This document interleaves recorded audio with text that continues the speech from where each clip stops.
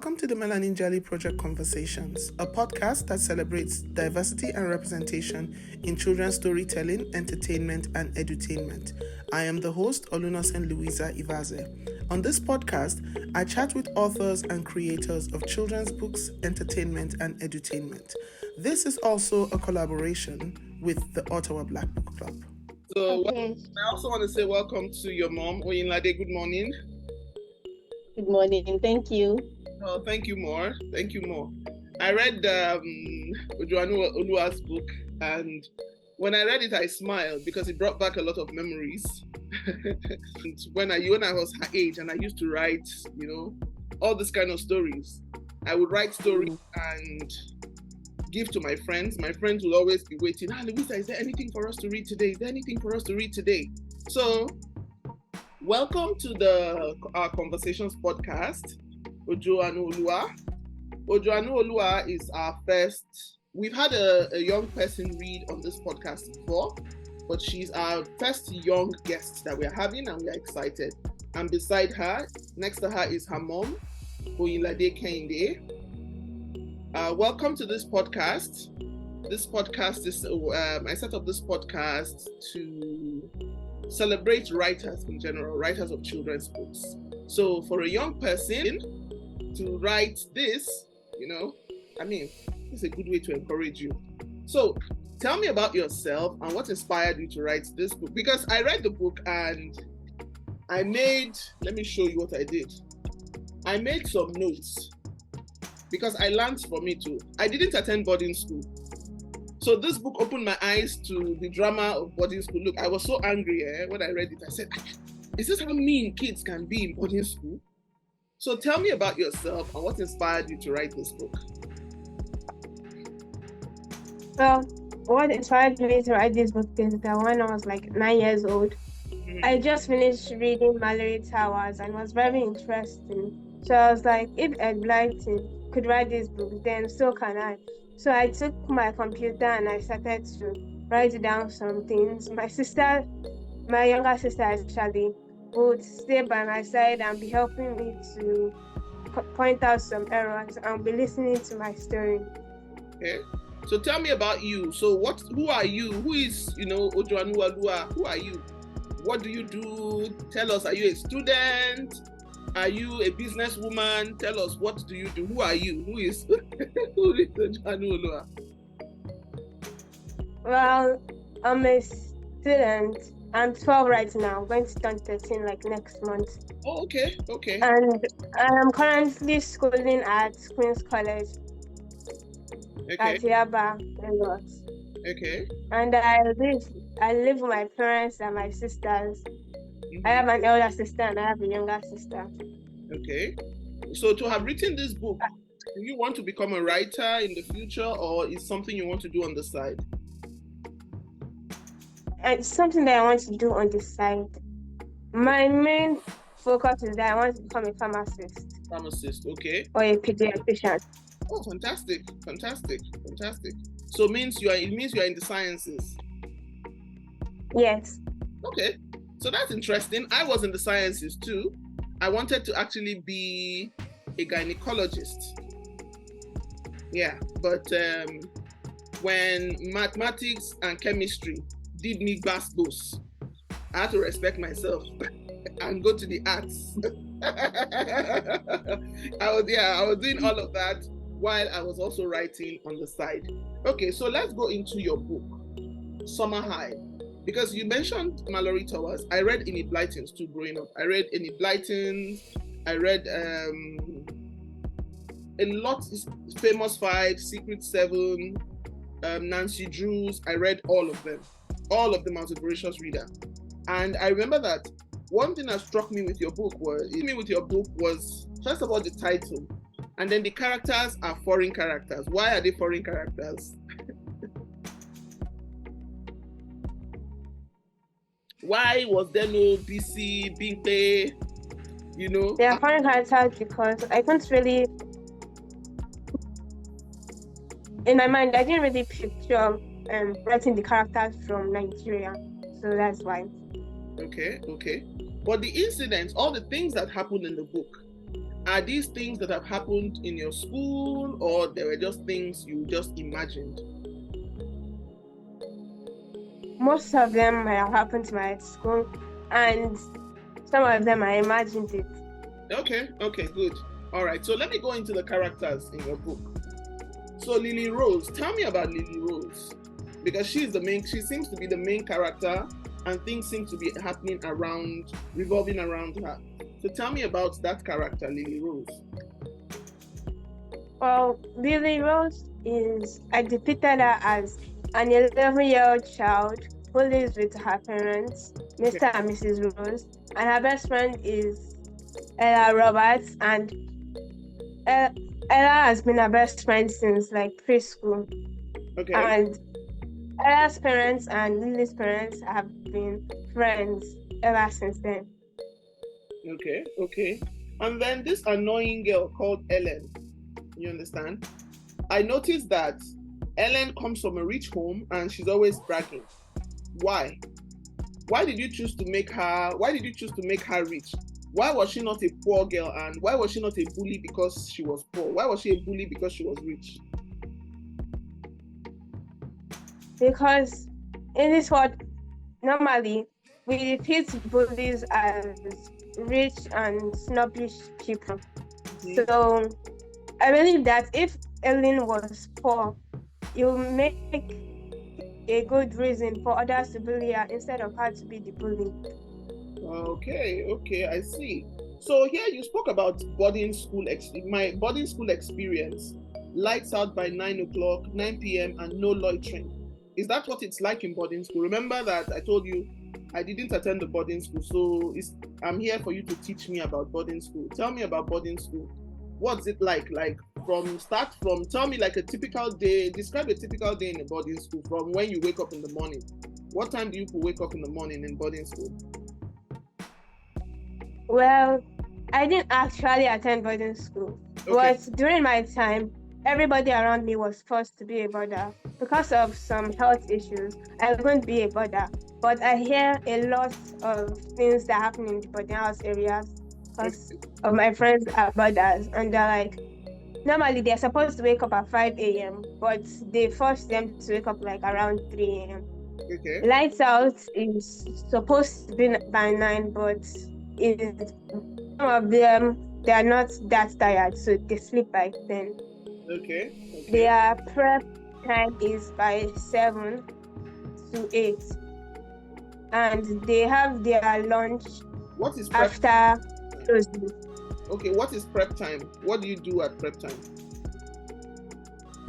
They just read their books, study, do some things that they weren't able to finish at normal school time. Okay. So what time do they have dinner? Like 6:30. Okay. Interesting. Because I was wondering, I was just looking at it and thinking, I didn't think about lights out. I didn't ever think about no loitering, because I know that in secondary school, people are always afraid of Madame Koi. So why would you want to be loitering when Madame Koi might be around the corner? Because two of my sisters attended Federal Government Girls College in Benin, and we lived not too far from the college itself. Even though I didn't go there, but at least I used to hear the stories of Madame Koi, and I believed it. I was one of those people who believed it. Till tomorrow, I don't understand the story. Some say she used to be a teacher. Some said the shoes that makes Koi are red. I don't know. Nobody has ever seen her. Nobody knows.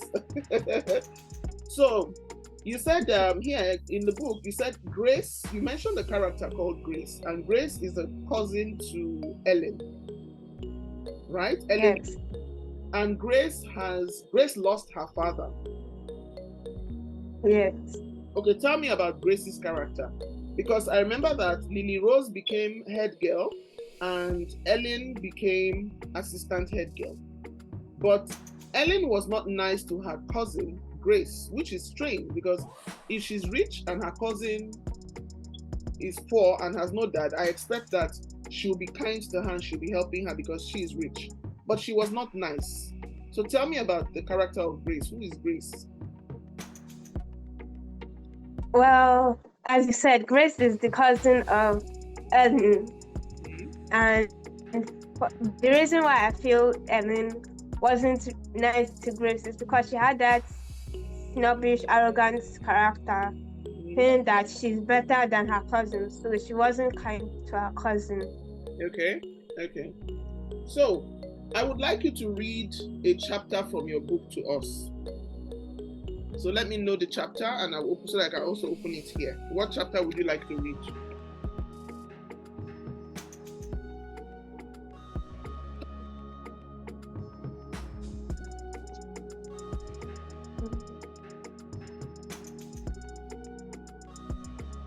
Chapter 4. Chapter 4. Let me go to chapter 4 and see. Okay, a bad week for Ellen. Okay. So, dear viewers, this is what chapter 4 looks like. And this is okay. Yeah. So, okay. So go ahead, start. It was a brand new day, and all the girls woke up to the chiming of the school bell. Belle and Bella were first to get up to the bathroom, as Ellen had predicted. They were somehow the twins had gotten their toothbrush mixed up. "I told you the blue toothbrush was mine," shouted Belle. "How was I supposed to know?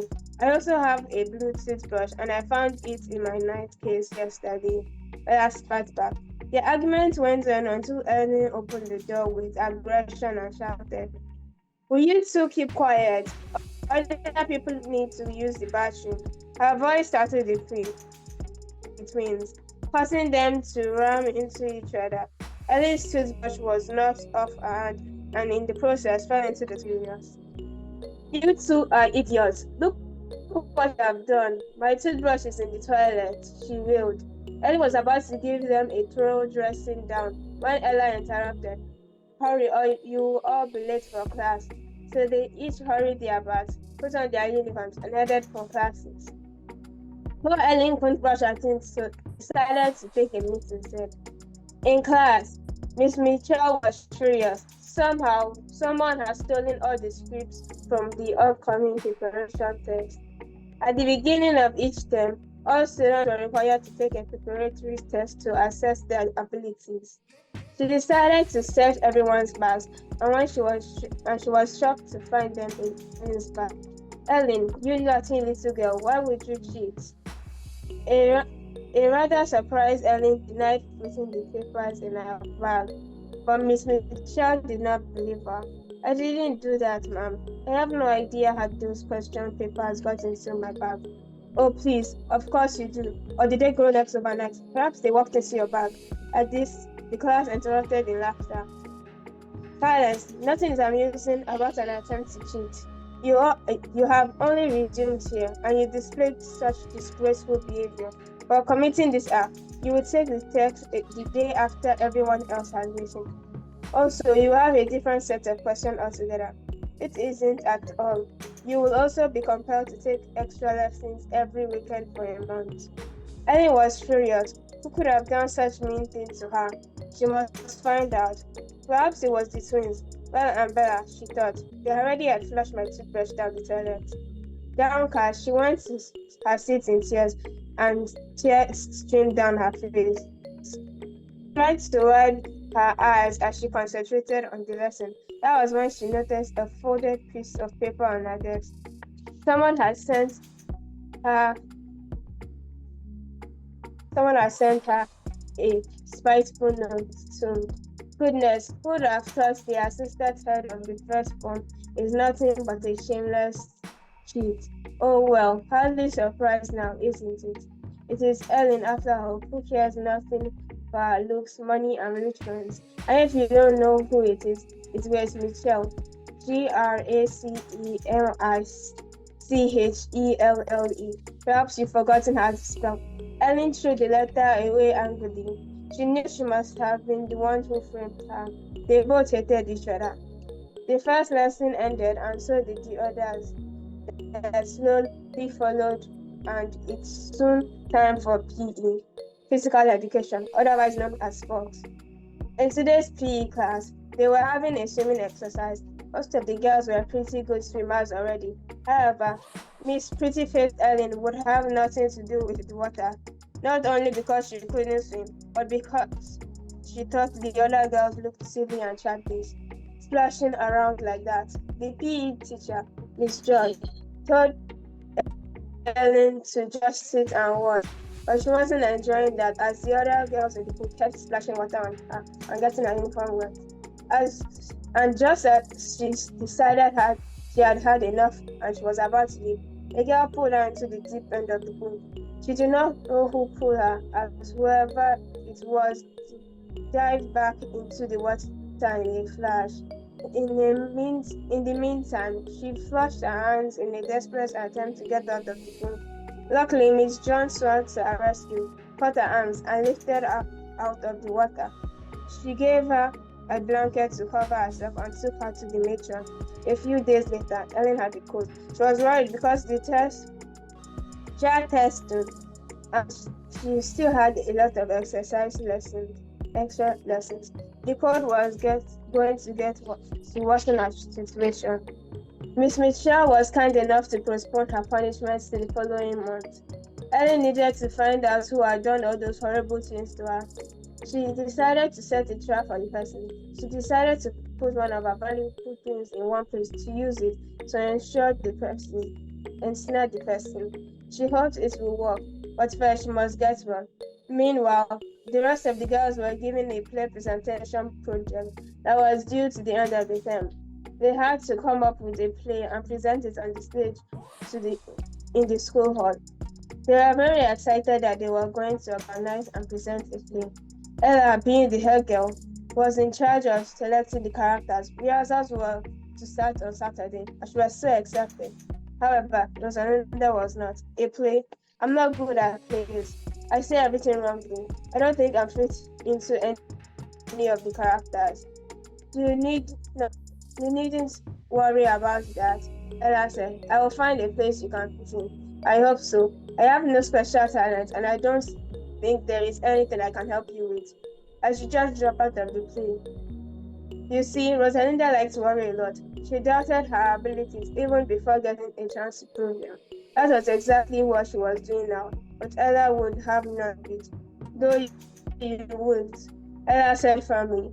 I will get you a suitable role to the play. Just make sure that you're at the rehearsals on Sunday. Rosalinda was so happy. She couldn't wait to tell her parents. Okay, thank you very much. So why do all your characters seem to have challenges? I know anybody reading this book now, like when I got to this part, I was actually happy, which shouldn't be nice, because I was looking at it and saying, since Ellen had been so mean, she deserved everything that was happening to her. But again, I felt sorry for her. So why did you cause her to have this kind of challenge? I mean, she could have just been a bad girl and everything could have been good for her. So why did you decide that, okay, at this point in the book, let her have a bad week, let her go through these challenges? And I also like that Rosalinda believed she could not do anything. She didn't have any talent, but towards the end of the book, I could see that she regained her confidence. So why did you do that? Why did you write it that way? I believe that no person should have a good life and live with their snobbish and arrogant character. So someone here to teach her a lesson and, to make her calm down and be humbled. Okay. And then when they had this... And for Rosalinda, because of... No, go ahead. I realized Rosalinda was dealing with a lot because apparently her twin was put up for adoption. Yes. Okay, continue. I'm listening. So, Rosalinda, I relate Rosalinda a lot to me because I feel like that I can't do that much, that I doubt in my own personal abilities to do something. So that is mainly why I wrote the character Rosalinda. just saying that I relate Rosalinda a lot to me because I doubt in my own personal abilities to do things. So that is mainly why I wrote Rosalinda into the book. Okay. But you know, sometimes when you doubt your ability to do things, it's just fear, you know, because that happens to a lot of us. Even as adults, we have that thing where people say, "Fake it till you make it."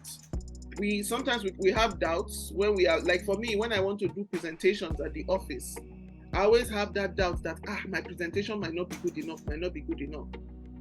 And then when I get to that presentation, I start talking too fast.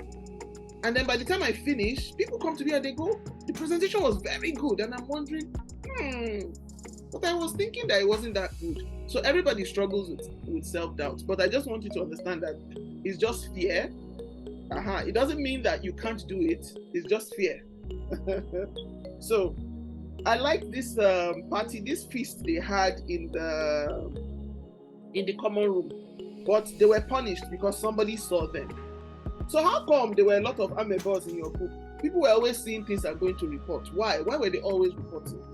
Because I was looking at this one after the feast. I was happy about the feast, only for me to see that you said, but they were wrong. Let me see. The girls cleared up carefully and quietly went back to their room, relieved that they weren't caught.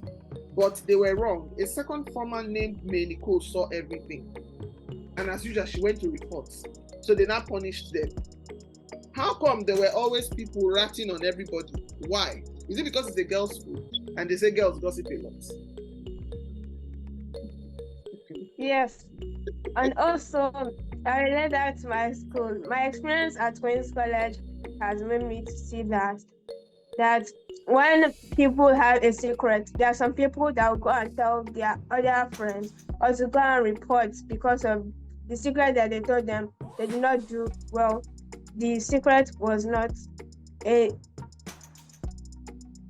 secret that they told their person was not a secret that they were supposed to keep among themselves.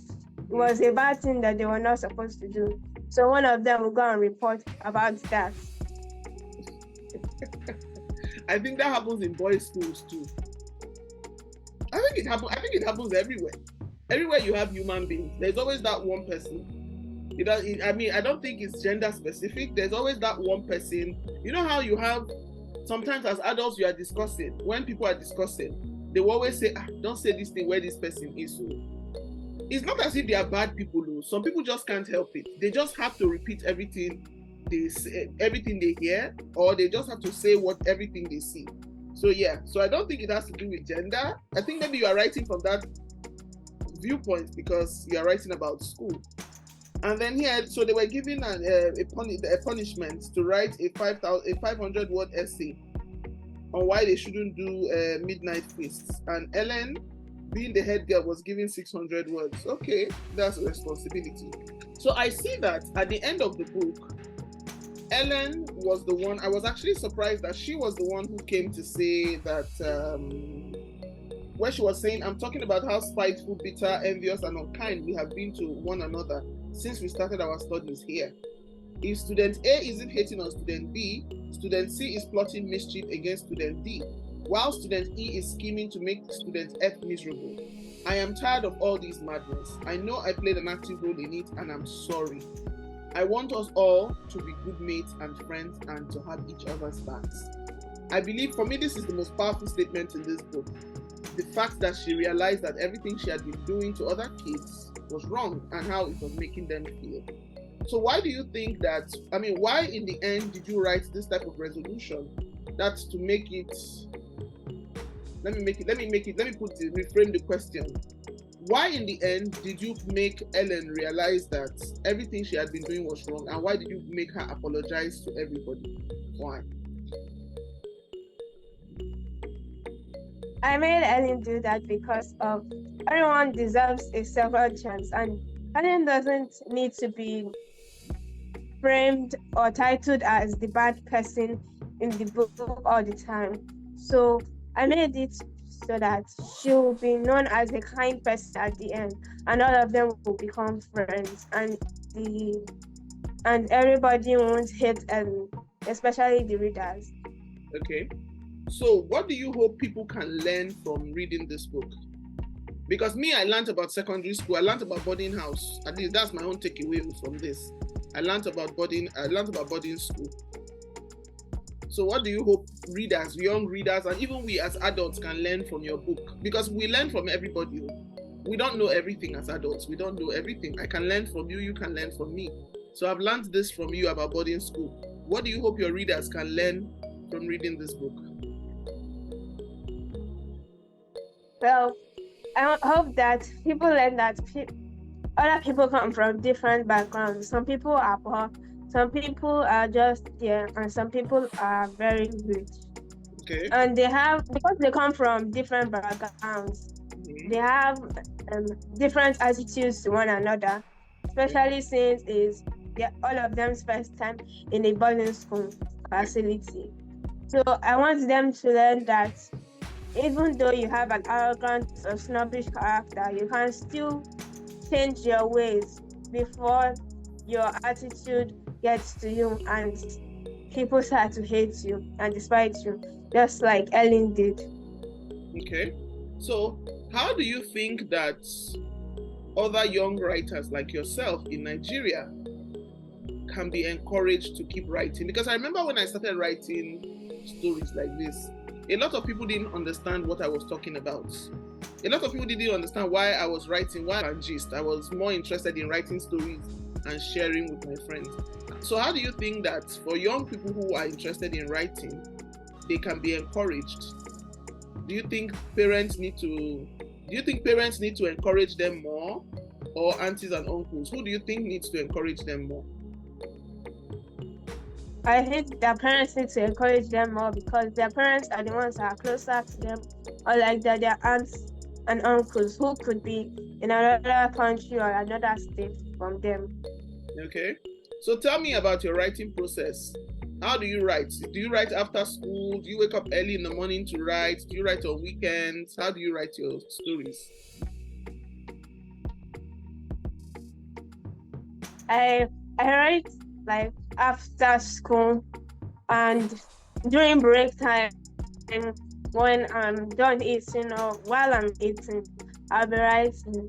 And sometimes in the middle of the night when most people are asleep, I'll just be writing my stories because I'm not yet tired. Okay. So when you wrote this book, who typed it? Did you type it yourself, or did you write it with a pen and you had it typed? Who typed it for you, or did you type it yourself? I typed it myself. Okay. So how did you get it published? How did you get it printed? Because I see there's a publishing company here. How did you get it published?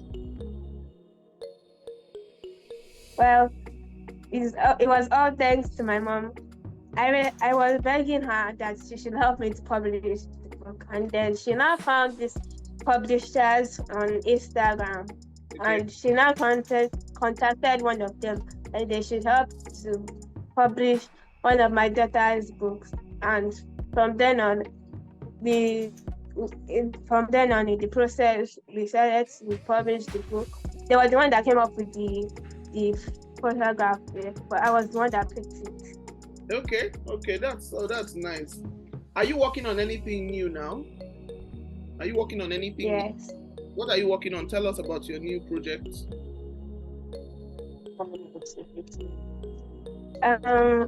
My new project is The Mysteries of Western Magical School. Okay. And I got the inspiration from Harry Potter and Percy Jackson, my two favorite books. Okay. That I've read so far. And it first starts with like 4 main characters. Then I bring new characters later in the book, which are Nigerian people, because I felt like I've not put much into Nigerian people inside my book, that it can't only be from abroad. So I later added Nigerian people inside the book. So mainly the book is about, well, as I started it was about Alison and Jordan. Their two families hated each other, they despised each other. because of their family background, and their parents didn't really like each other because of one thing and another that happened in the war during their school. So their parents told them that they should never be friends with each other, that they should not talk to each other, they should not, even when they meet each other, they should not say hi or become friends with each other, because they hated them up to that point. But later in the book, they became friends, and well, I left the book in a cliffhanger there, but I'm still continuing to write the book, but I haven't typed it on my computer. So okay, that's nice. That's very interesting. So for young people listening to this podcast, because by the time this podcast airs, there will be a lot of young people listening to it, right? If you have young people like you who are interested in writing stories, what advice can you give them? What tips can you give them? Because now you are a published author, you are on an international podcast, so they'll be looking up to you. Ojoanuoluwa has written a book. She's done this podcast. So what advice can you give other young writers who want to write books? What tips can you give them? Like you said, you write during your break time, you write when you cannot sleep, what advice can you give them on how to write stories? The advice I can give them is that they're not too young to start writing their books, that if they get the inspiration, that they should continue writing, and let nobody stop them from accomplishing their dreams. Okay. So what do you hope to see for your books? For the future, what do you hope to see for your books? Because you still have a long way to go. I mean, you're still young. So by the time, let's say by the time you get to 20, what do you want to see for your books? Let's use 20 as that age. By the time you get to 20, what do you want to see for your books? What do you want to see happen to your books? I want to see more life-inspiring books that will give people more inspiration, books that will tell people more about God and my religious background. Okay. Books that will tell people how I went up growing, how I was treated, how kind my parents were, and all that. Okay, what about the books you plan to write? What kind of books by the age of 20? What kind of books would you like to have written by then? Then by the age of 30, I know that seems very far away. So let's see, by 20, what kind of books do you want to write? By 30, what kind of books do you want to write? By 20, I'd like to at least publish what I'm planning from this summer high book is that I'll publish in series, just like Black did, 6 or 7 books of this summer high.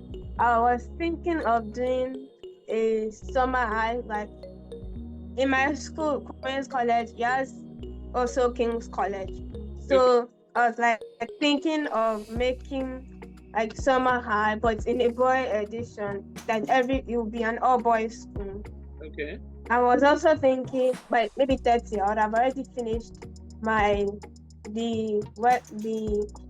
mysteries of Western Magical School already.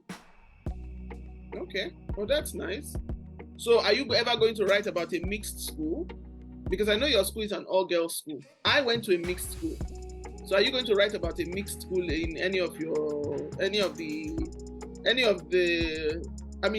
books in the series? Will you write about a mixed school where you have boys and girls? Well, Western Magical School is a mixed school filled with magical people of different powers. Okay. Like fire, water, lucky, and earth. Okay. All of them. Okay, so for people who want to buy your book, where can they go to buy your books? Where can they find your book to buy? Because I know it's on Amazon. Where else can they find your book to buy?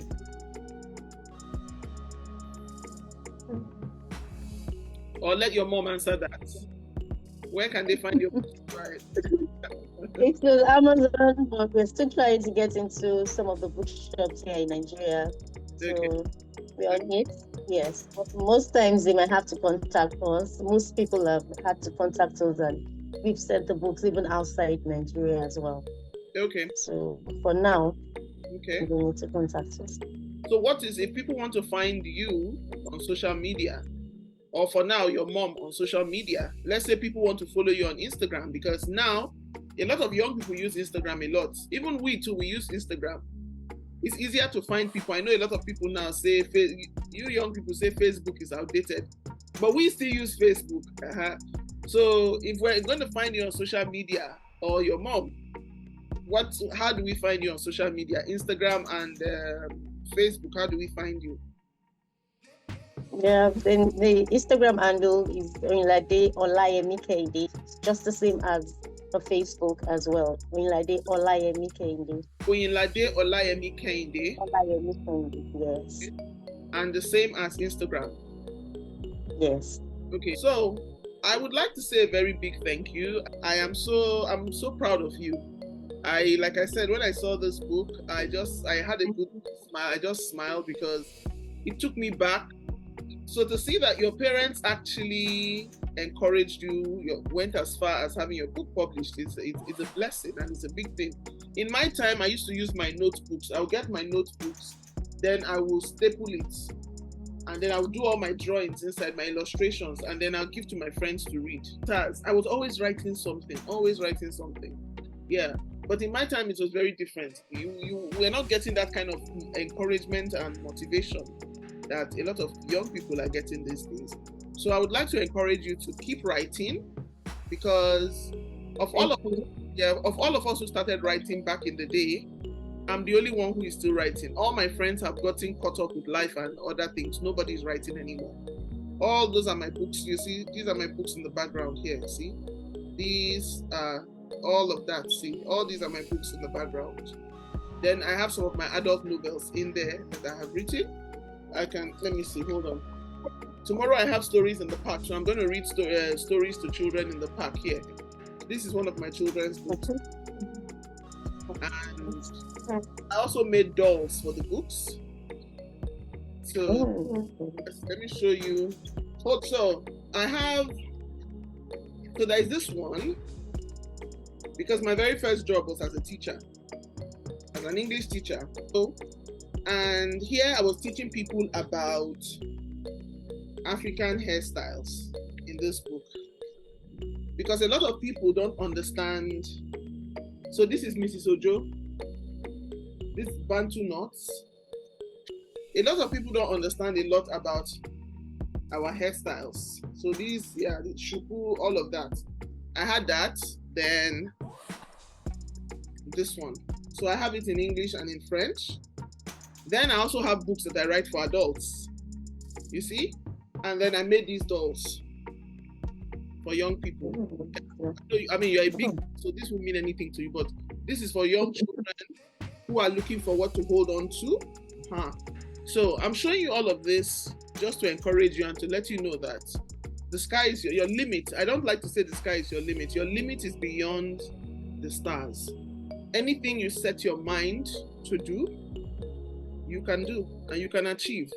I was always that child who used to believe that I want to do this, I want to do that. And today, I can happily say, by the special grace of God, I've achieved all of that and I'm still doing it. When I said I was going to start this podcast, a lot of people said, podcast talking to people. But God has been so faithful, and today I have this platform, and I'm happy I'm able to use it as a blessing to promote people. You understand? I do it for free. So I just want to encourage you to keep writing. One thing you will realize as you continue to write is that with time, your characters will start to change. Yeah. For now, the reason why your characters are not like the people around you is because of the books you have grown up reading. So yes. So by the time you start to mature and start to experience life, your characters will start to change. That's what you will notice. You start to have Bingbe in your character. You start to have Ade in your character. You start to write about Lagos, where you live. You understand? So that is the trajectory of writing, and that is the development of writing. You might even decide, oh, you know what? I don't want to write this kind of stories. I want to write novels. So it continues to grow. And what gets you to being an excellent writer is consistency. Continue to write. You will keep getting better. Keep writing, giving people your books to read. Give your friends, hey, you should read this. Read and tell me what you think. Your friends will give you their opinion. I think this character is like this. This character is like, tweak this a bit, tweak this a bit, tweak this a bit. And then with time, you will find your own voice in the course of your writing. And it will get to a point where when people pick up a book, even without the cover, and read some lines, they'll say, it's Ojoanuoluwa that wrote this book. This is her style of writing. Okay? So I wish you all the best. Oyinlade, you're doing a fantastic job. You've done a fantastic job as a mom. Getting far. I truly understand. Yeah. I must say I appreciate this. We are very, very grateful on behalf of my husband and I, because like you said, I know people pay for this, and despite even saying about diversity and all that, you still decided that you were still going to bring Ojoanu on, and we must say we are very, very grateful. And thank you for encouraging us. She has written over 9 books already. We just had to pick this one to publish, and it's just, we keep encouraging her, even though she's somehow multi-talented into sports, and sometimes we just tell her to calm down. She's into sports, she'll win an award there. Her favorite musical instrument is saxophone, so if she's not writing, she'll play a sax, she's doing something else and all that. So we're just trying to encourage her. We don't know where she's going to fit in very well eventually, whether it's into sports, whether it's into music and all that.